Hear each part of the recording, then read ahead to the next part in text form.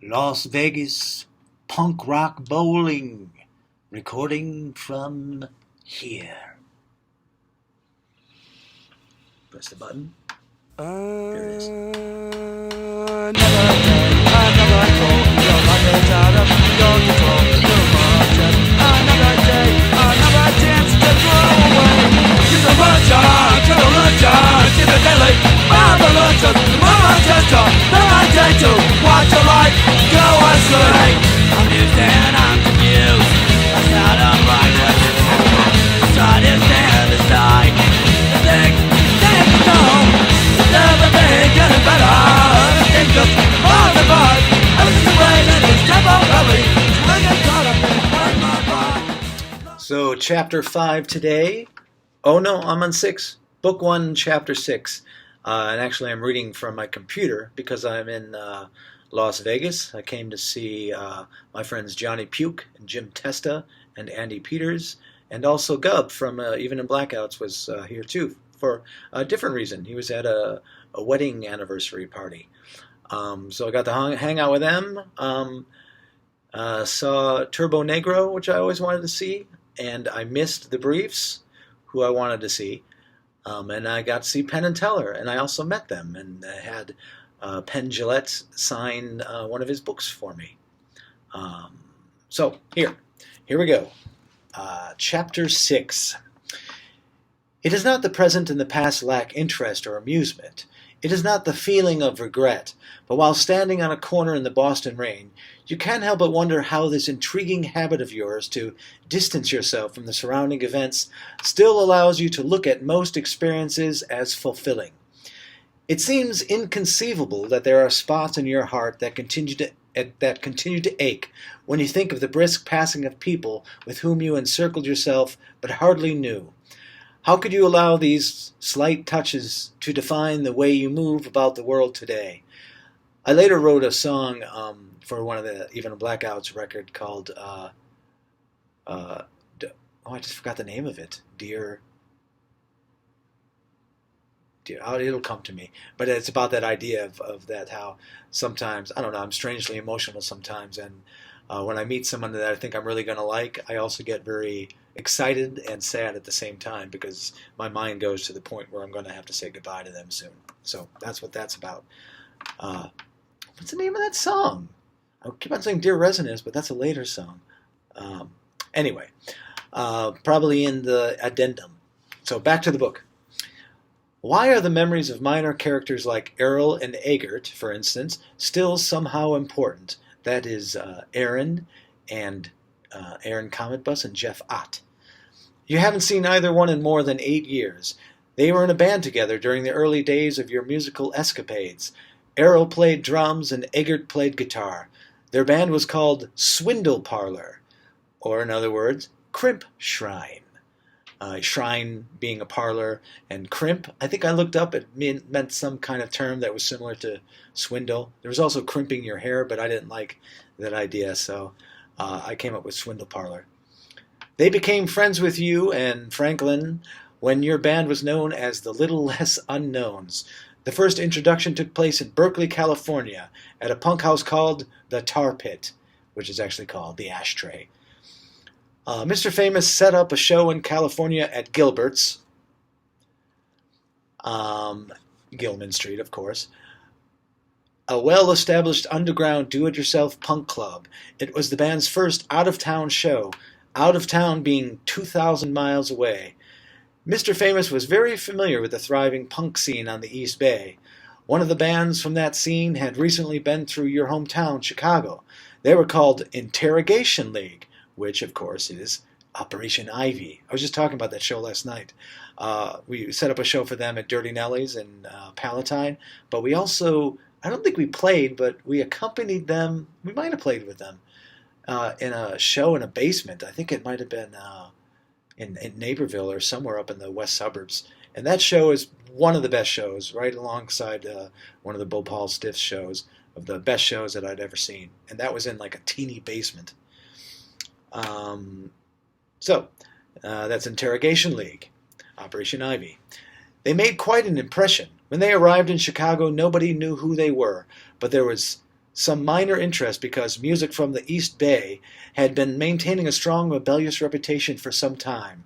Interrogation League was from a younger scene bubbling above the earlier history-shaking 80s hardcore punk sound of Putting Poultry in the Presidential Debauch. That's Jello Biafra and the Dead Kennedys. Oh, I haven't thought about that one in a long time. This minor interest would have only brought out a handful of teenagers, but because of chance, or maybe from some warped sense of historical fate, they happened to be touring through town the same day that your friend Otto and Mr. Famous, Otto being Matt Nelson.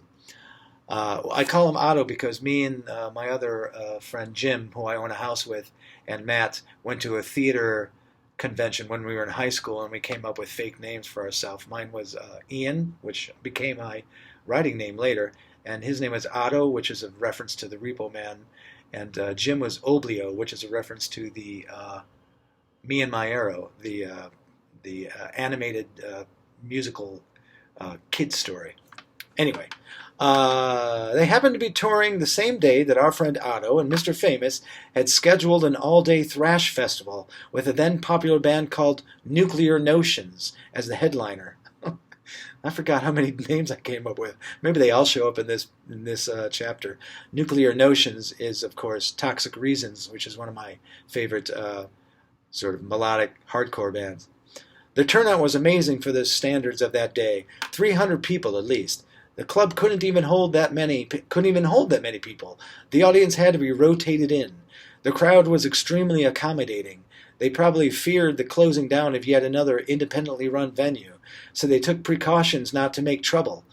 Interrogation League stole the show. They borrowed influences from 70s and 80s bands like The Specials and the English Beat, and combined it with this new American political melodic punk that replaced the 50s and 60s influenced candy-coated raw rhythms of the Ramones. And then they sprinkled their sound with the abrasive fuck you hardcore of Black Flag and the Circle Jerks.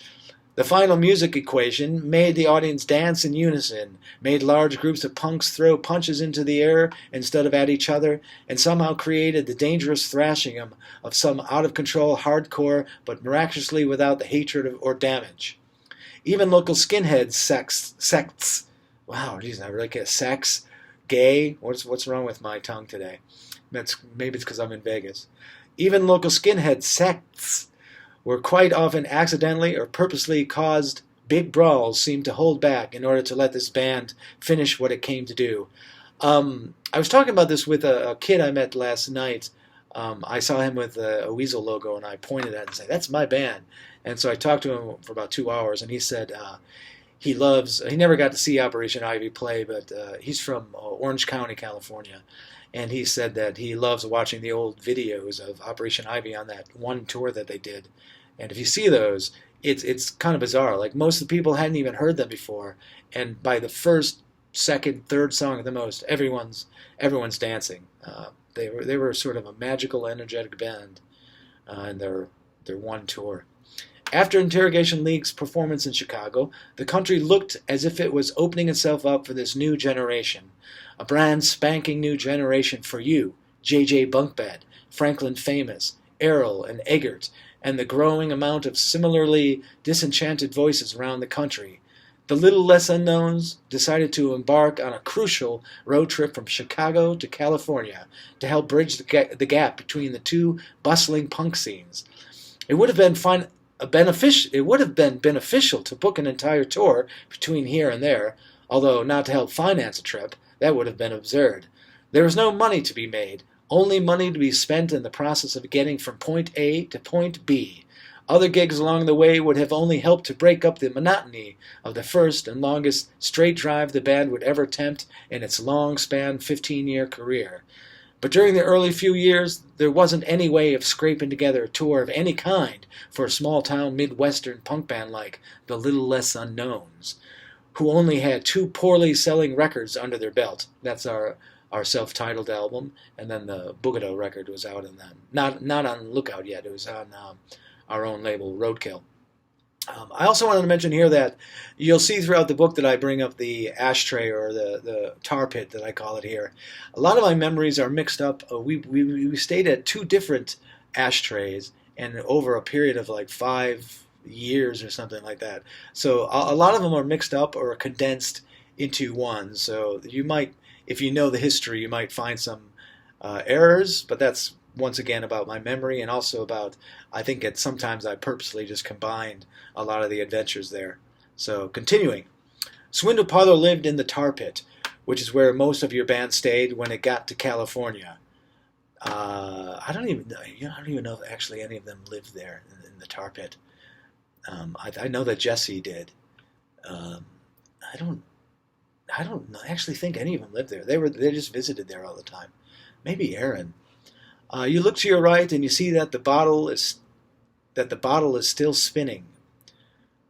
No time has gone by since you began this sudden pondering. You look to your left. Oh, because it was spinning at the end of the other chapter.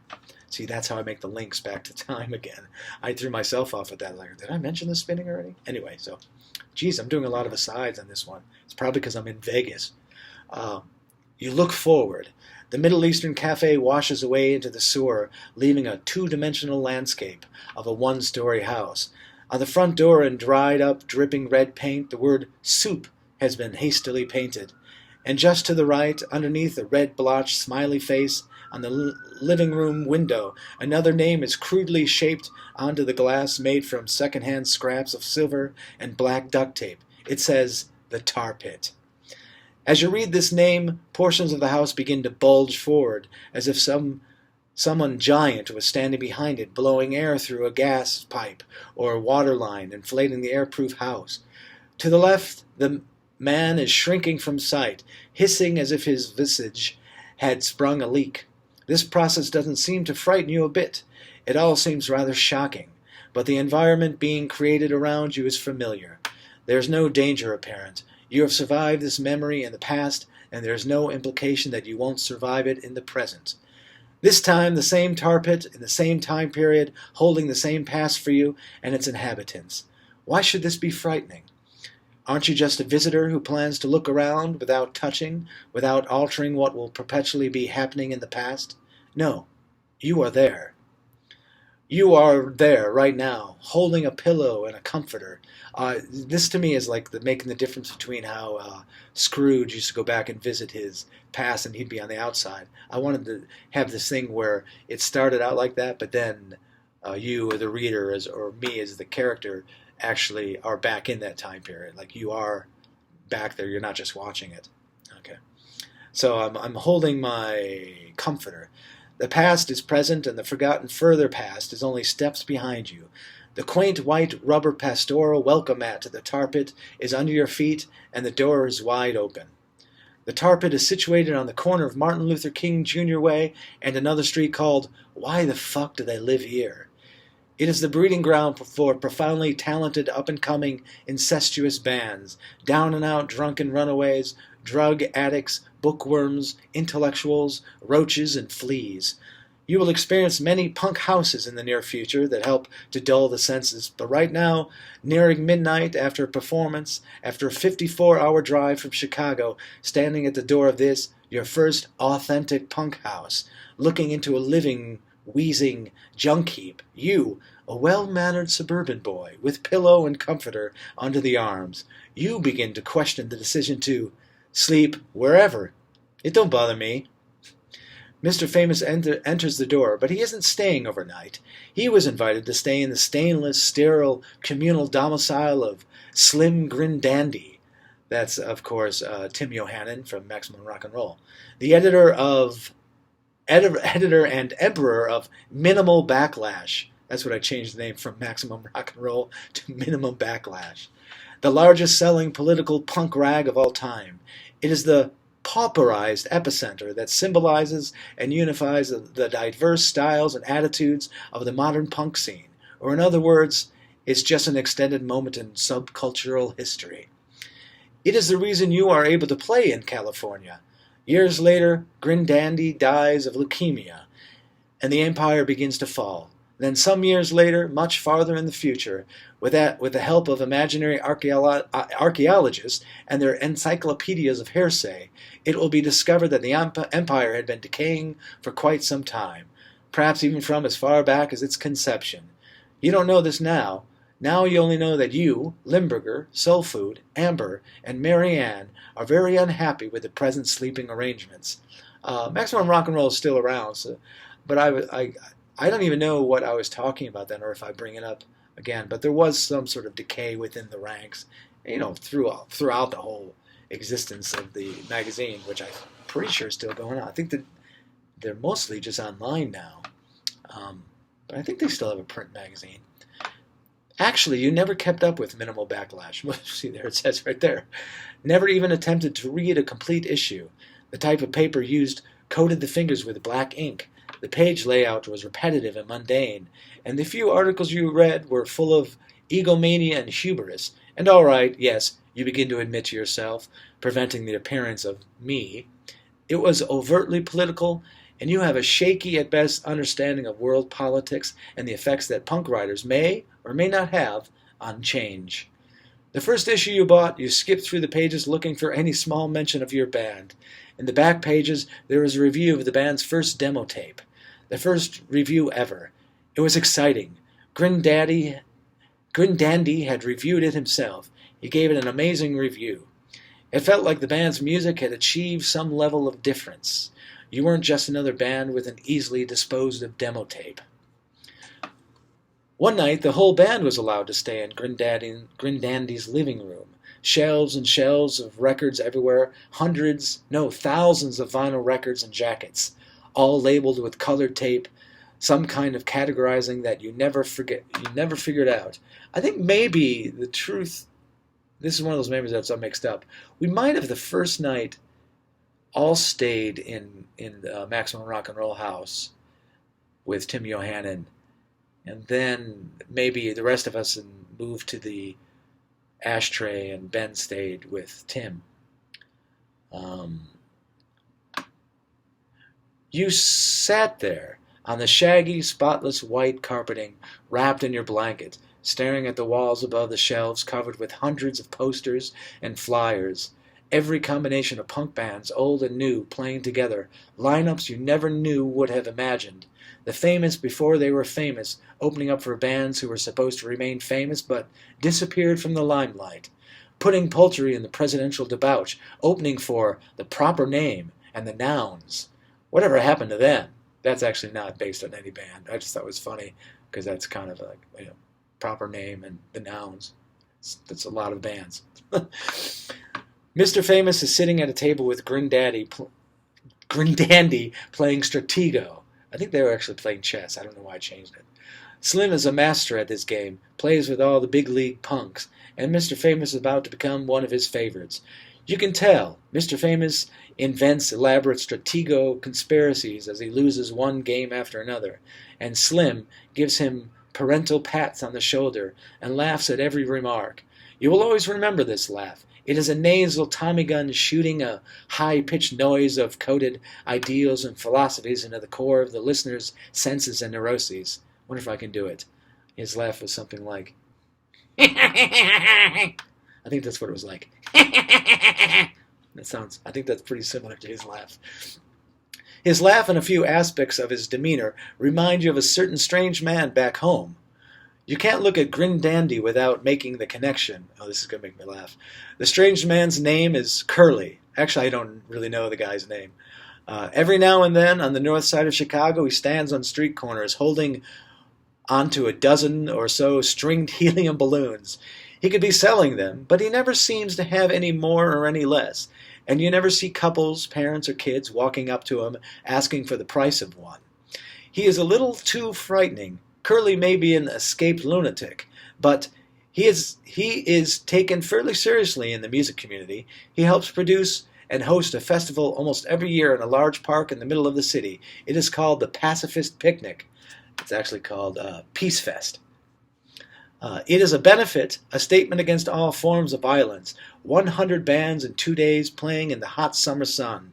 It is a popular event, but an event that is not at all glamorous or fun for the bands. It is always highly advertised, but completely unorganized and eclectic to a fault. Any musician, even partially concerned about their equipment, spends the entire time before and after their performance yelling, "Watch out!" and "Don't touch that!" and "What the fuck was that band all about?" and "Fuck it, man, I'm out of here." Luckily, when your band participated, its equipment was mostly constructed out of inexpensive junk. If it wasn't originally junk, it had been turned into junk by your Franklin and Soul Food's lack of materialism and musicianship that allowed the band to constantly drop their instruments, accidentally back into and knock over their amps, and even eventually place the cracked bridge on your one and only guitar with pen caps without noting a sound difference. You recorded 3 or 4 records with those same Papermate pen caps in place. That's true.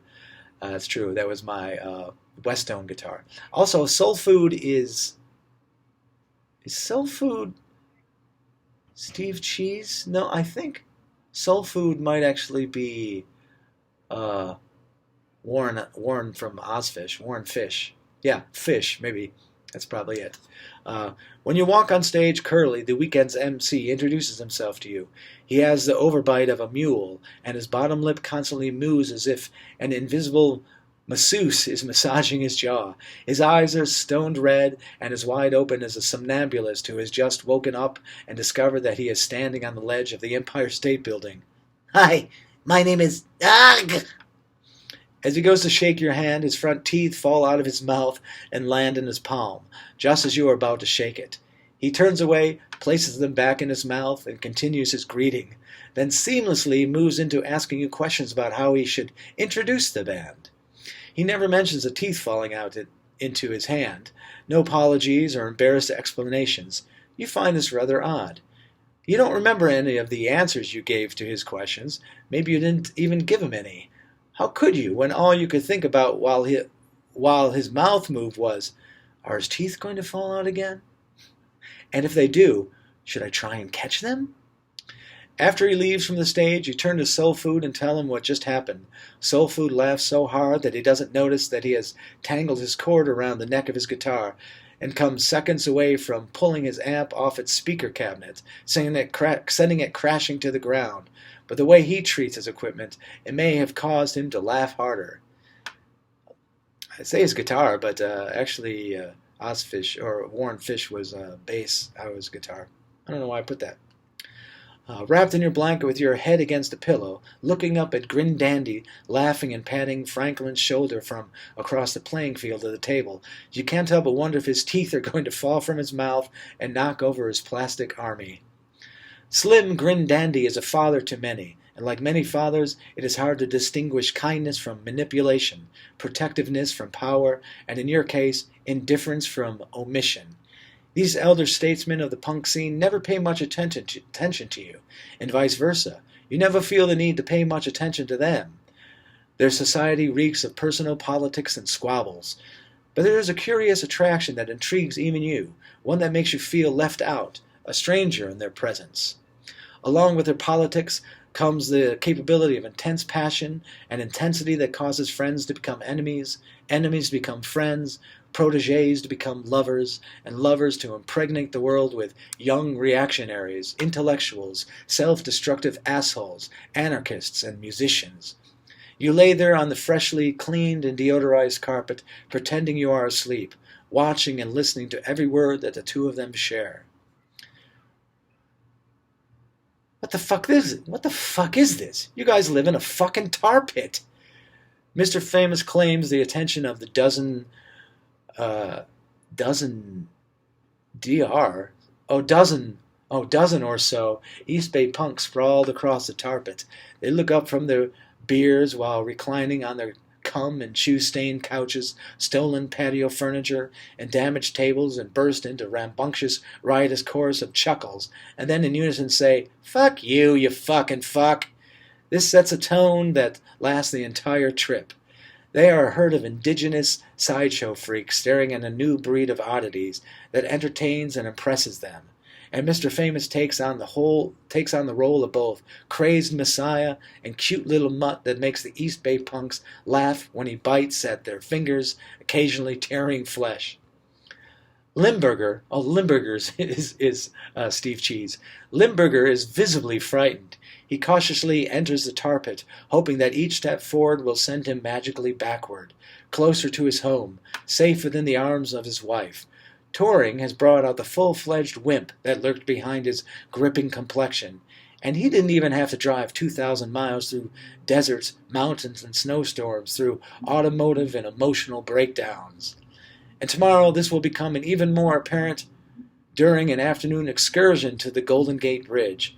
Mr. Famous will light a cigarette while driving. Both of you will a cigarette while driving. Both of you will roll down the front windows to help the circulation. Limburger, who has mistaken San Francisco's cool air for the sweltering heat of South California, had not packed a single long-sleeved shirt. He will be huddled in the back seat wearing a Dago tee and cutoffs with his arms wrapped around his chest. Guys, can you roll up the window? Mr. Famous and you will accommodate the request, leaving only a crack for the smoke to escape. Guys, can you roll them up all the way? Shut the fuck up. Do you want us fucking suffocate? Mr. Famous will turn to face the back seat while still driving and shake his fist in Limburger's face. He will have already had more than enough of Limburger than he could take. Limburger doesn't last much longer in the band. Real touring would have killed him, accidental or homicidal, but a violent death nonetheless. Put out the fucking cigarette, and I won't have to freeze to death. Limburger hardly ever raises his voice. You have never seen him angry, annoyed, or cranky, and never verbally or physically hostile. He will have a point. The smoke is annoying, and the smoker inescapably thoughtless. But what can you expect from an addiction? You will sit there annoyed on many levels, the garroting smoke, building tempers, and the incessant petty complaints hurled from the back seat. You will weigh the irritations before responding, and then choose not to respond. Remain indifferent. Stay calm. And then Limburger squeals from the back, I'm freezing! The scale smashes against its fulcrum. You open your mouth and out comes, the window stays down. Now shut up and look at the bridge. And he will shut his mouth. The wrath from bunk bed is very infrequent, and so it becomes potent and mostly obeyed. Limburger will look at the bridge. Everyone looks at the bridge. It isn't gold, like many preconceived notions you have of San Francisco. Once you look closer, scrutinizing actualities, it becomes obvious that nothing is exactly what it proclaims. Soul Food, the most outcast and yet lovable of all the misfit toys to play in the band, immediately casts himself into the tar pit amidst the empty bottles, sits down on the floor alongside the knees of a few punks on the couch, and reads articles from torn-up zines littering the soiled carpet. He laughs at the jokes told by the Tarpitians and listens to their music, but ultimately, by the end of the night, he chooses to sleep in the car, hiding insult behind necessity. Someone has to protect the vehicle from theft. Mr. Famous pushes a pair of Doc Martens connected to the feet of a sleeping punk off a lazy boy rocking chair. I don't care if you do live in a tar pit. Don't your mother ever teach you any manners? Keep your fucking feet off the furniture. He sits down and begins to rock back and forth. You are in the room too, because this memory is yours. And yet there is no trace of your actions or effect on others. Perhaps you should cast out insults or spit on the floor like the old-looking young punk of about 18 named appropriately Joke. Joke is actually Jake. He was in a band called Isocracy. I really like this guy, but he was frightening and weird when I first met him. So back to the book. His filthy blonde hair is oiled into 10 or so horn-shaped points, resembling those of a heat miser. He wears a tattered and splattered raincoat, a few sizes too short in the arms, and as long as you boys are in town, the coat never comes off his body. He even sleeps in it. He carries a grimy pack of pre-smoked cigarette butts and says things like, "That's fucking rad, you fucking sleazeball fag of shithole." These punks have every possible combination of vulgarity and blasphemy memorized. They connect them spontaneously, sometimes creating inspirational and poetic gems that will last forever, and other times creating phrases that only inspire silence or outright instant mockery. Everyone in the room knows Joke is there. He doesn't let a crowd of people forget his presence for too long. Now he's coughing up coughing up from his lungs, snorting down from his sinuses, and secreting saliva from his tongue, preparing a goober of mythical proportions. When it is complete and he has the attention of all, he spits it from the back of his throat, propelling it upward towards the ceiling. It splatters only slightly and hangs there, green and speckled black, above the head of the already anxious Limburger. The Berkeley punks laugh. Their individual tones and volumes, their highly individual personalities and leanings are usurped by the static chaos of shock value. You are silently appalled, but hide it behind a stone face and a recollection with the powers of invisibility, using whatever you can to prevent giving them an ounce of satisfaction. Limburger sweats the smell of cheese from his skin. He is frightened and visibly sick. Soul Food jabs out a punctured laugh, showing his teeth for a moment before closing his mouth. Or his laugh was more like He picks up another scrap of paper with smeared writing on its surface and begins reading and chuckling to himself, every once in a while reciting to the group at large a sentence about socialist realism or the pros and cons of sodomy. Mr. Famous is still there, or not there, sitting in his rocking chair, or standing outside the door, breathing a fresher air and engaging in a one-on-one diatribe. You would suspect that he would have something to say about the goings-on of the goober projectile, but no dialogue or monologue lingers in your mind. Was he even there at all, or did he go straight to Grindandy's? It is unknown, so he says nothing whatsoever, leaving to the imagination the contrary appearances of apathy, disbelief, acceptance, approval, and the appearance of no appearance at all. Sometime during the initial convergence of your band in the tar pit, the first night perhaps, Lester, one of the riders for a minimal backlash, is introduced. He could have been there from the beginning of this memory. Lester is actually Larry Livermore. He could have been there from the beginning of this memory, from the inflating of the tar pit and the fuck you introduction to the impressive gooberosity of joke. But more than likely he is walking in right now amid an entourage of young homeless punks. He was cordially invited to the tar pit to meet Franklin Famous and partake in the festivities, although he more than likely has an around-the-clock open invitation. Always expected to enter, but leaves no one shocked when he does not show. He is an older man amongst this moving pictures of exceptionally intelligent and audaciously impressive group of wasted youth. Most of these punks are intensely aware of the world's social and political climate, and a few of them are motivated to change it for the better. They are more productive than all the traders in the stock exchange. Lester is there amongst the crowd, chatting and listening to them, making an impression, helping to carve out their eccentric characteristics from his own childish instincts and life experience as a young anarchist hippie turned revolutionary political punk rocker. He is also a clown, not a fool, a clown, able to wear his knowledge over his skin-colored makeup, clad in gigantic pink Converse shoes, bigger than his soul.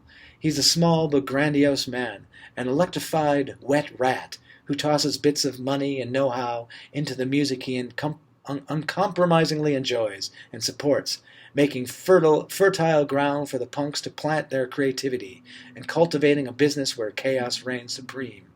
These are the things he does on a daily basis as owner and main creative executor of Duck Records, the very same producer who will eventually help to jettison Franklin Famous, J.J. Bunkbed, and the rest of the dozen or so other band members into super semi-fame. That, of course, is Lookout Records. Right now, at the tar pit, music is bursting through distorted speakers, and everyone is listening to the brand spanking new demo of Swindle Parlor. Errol and Eggert are standing on either side of the tape deck in their grimy underwear, both rubbing their shaved heads.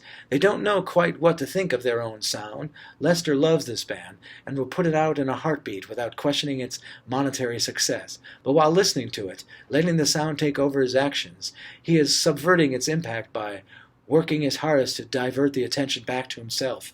He is dancing on the couch with a potato in his mouth, singing along to words that he does not know. These are not actions that are entirely alien from activities you can picture yourself doing to pass the time in the right situation. Perhaps while alone, But he is in his late 40s, hanging out with and possibly contriving to dazzle teenagers, and occasionally succeeding, by putting a potato in his mouth while doing a rubberized Egyptian cave dweller dance, and his bony knees clanging and his bulbous eyes bulging. It just isn't congruent. You're watching this while sitting below a ceiling scattered with mucus hocker stalactites and resting your feet on a floor covered by beer bottle stalagmites. Ah, that's pretty smart, I think. You are tired, a long way from your Midwest home, and feeling uncharacteristically rational. It all seems rather odd and disturbing. Let's go. The tar pit pops. The tar pit pops. The air is released from the house, and it spins away smaller and smaller into black space, leaving you standing on nothing, listening to a distorted voice coming from an invisible intercom sensibly suspended above your head. What?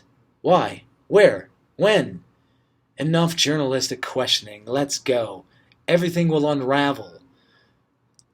Your asides are creating their own asides. I didn't plan on leaving you alone so that you could hop all around through the past and the future. You are a very unstable man. How is unraveling even possible? What does that mean? Just go back to what you were thinking while standing at the bench. So that's the end of that chapter. So that's basically the I in the book, the me talking to me, always trying to get me to come back to my senses in the present tense. So that's the introduction to that's fun. That's the introduction to the ashtray and a lot of the characters around there, Crimp Shrine and some people from Isocracy and people at Maximum Rock and Roll. Cool. I think I go into I forgot that I feel like I skipped a chapter, but I don't think I did. This is 6. I think I forgot that I didn't explain the trip from Chicago to California. I must do it in a later chapter because that is a story unto itself. If you notice, I just popped into us being there, so you don't get any of the bizarre drive that me and Ben did across the country without, where Steve and Warren actually, we paid for them to fly across the country. That must show up later. So anyway, that's the end of Chapter 6, Book 1. Thank you once again. Hopefully this was entertaining from Las Vegas. Okay, addendum. So, the Even a Blackout song was actually called Darling You, which was about my complicated relationship with making new friends.